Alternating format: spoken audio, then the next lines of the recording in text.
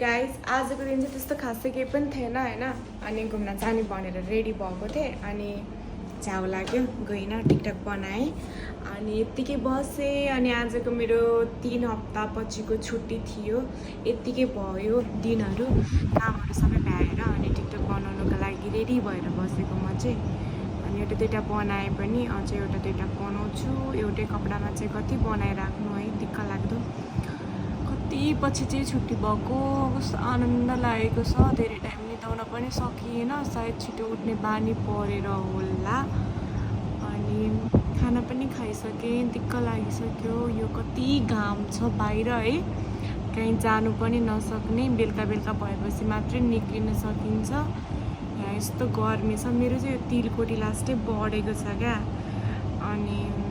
यदि कोहीसँग सोलुसन छ भने चाहिँ मलाई भन्नु होला है गर्मीले गरेर चाहिँ एकदम धेरै तिलकोठीहरू बढेको छ मेरो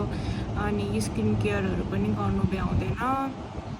मलाई त निन्द्रा मात्रै लाग्छ भनेको हो यहाँ त दिक्कै लागिसक्यो छ के पो गर्ने होला लु अब आजको दिन यत्तिकै भयो बाई बाई टेक केयर